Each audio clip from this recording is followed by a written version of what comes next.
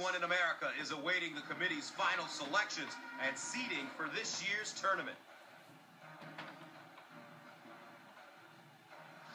Bill, the selections are coming in, but before we get to them, which teams are still riding the fence right now? Gus, not every team can get in the tournament, much to their chagrin. These teams here are the teams most people feel are on the bubble.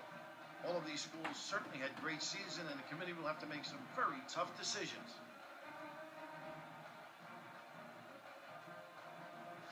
Here are the top seeds. These schools are the cream of the crop. I'd be very surprised if one of these teams doesn't make it into the NCAA final when it's all said and done. Remember, 30 teams get automatic bids. The committee only has to select 34 at-large schools. However, they have to seed all 64 teams and give balance to each of the 4 brackets. That's where the challenge is, Gus. Gus, this is a really tough bracket. The team who makes it out of this bracket may not have enough fuel in the tank to compete in the Final Four.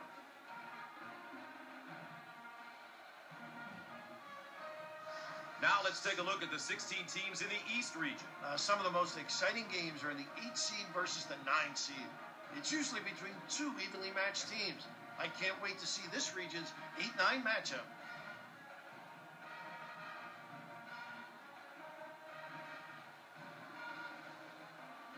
And finally, the South region. What can I say here, Gus? There are some really good teams here.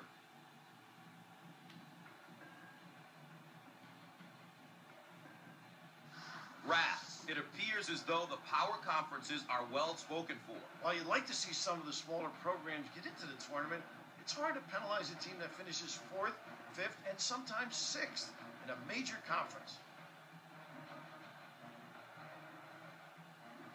There you have it, ladies and gentlemen. This year's field of 64 is set.